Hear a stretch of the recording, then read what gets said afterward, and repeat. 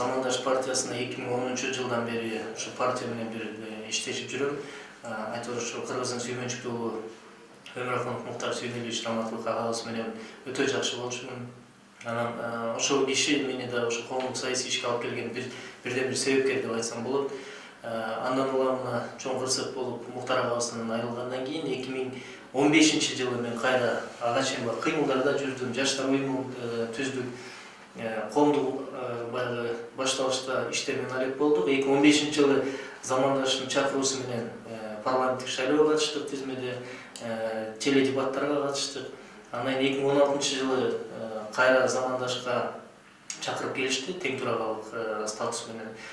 Ошондон бери иштеп атам. Толук кандуу Замандашка иштегениме 1 жыл болду.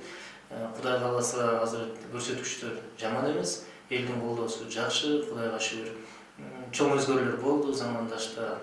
Эми азыр максатыбыз абдан ийри, зор, багытыбыз дагы бар. Эми кийинки чоң саясий күрөштөргө азыр даярданып аткан кезибиз. Эми Замандаштын өзгөчөлүгү эмнеде башка партияларда? Айтор ушу шайлоонун алдына 1 ай калганда, 2 ай калганда штабтарын ача алып анан элге реклама кылып иштей алат эмеспи. Замандаш андай эмес деп үлгү көргөзөлү деп атабыз. Буга чейин иштеп келген, Замандаш азыр да иштеп атат. Мына азыр талкуулап атканыбызда Замандаштын штабтары өз ишин кылып, мигранттар менен иштеп аткан учур, көптөгөн социалдык маселелер менен иштеп аткан учур. Буюрса, Кудай буюрса, 2019-жылы дагы жергиликтүү кеңештин шайлоолору болот. Бул мисалы 2-чи борборубуз Ош калаасында болгон атат. Мына ошого даярданып атабыз. Азыр командабыз түзүлүп, шайлоого түздөн-түз киргизип баштады.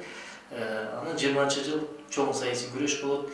Буга эмне үчүн даярданып атабыз? Себеби акыркы 25 жылда биз көрдүк кандай жагдайлар болду, кимдер башкарды, кантип башкарганын көрдүк. Ошондон кийин азыр командабызга дагы мындай жигердүү, таза адамдарды тартып атабыз. Колдон келишинче, Кудай кааласа, Кудайдын колдоосу менен элибиздин добушун алабыз деген ишеним бар. Себеби биздин алдыга койгон чоң реформаторлук идеяларыбыз камтылганда, эми Кыргызстанга тартып алып келиш керек, оңдош керек да. Эми болдубу деген маселеде жеттиби, жечүлөр жеди, ишчилер ичти. Эми аларды саясий элита алмашыра турган учур келди деп эсептейбиз. Ошон үчүн азыр командабызга абдан жигердүү, тажрыйбалуу, билимдүү адамдарды тартып атабыз. Кудай кааласа, жакын аралыкта алардын баарын тааныштырып чыга баштайбыз.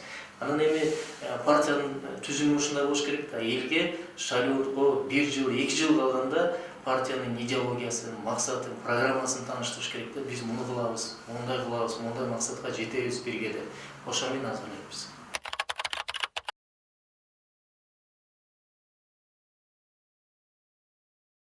Эми биринчиден президент бизге жеке партияга сөз берген эмес. Президенттин программасында саясий платформа бул жалпы элге багытталган да.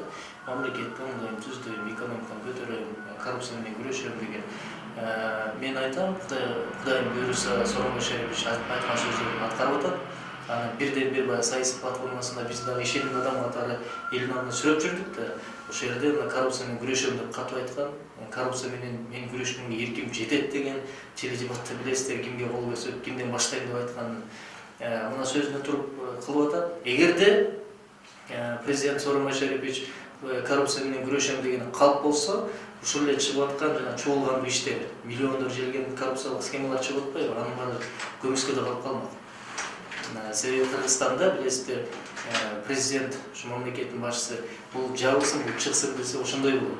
Ошондуктан көп адамдар камакка алынып атат. Эми азыр тилегибиз жалгыз коррупция менен күрөшүү эмес, экономиканы көтөрүп турган учур келди. Азыр бир нерсени айтыш эртерээк, убакыт керек, анан баа беребиз.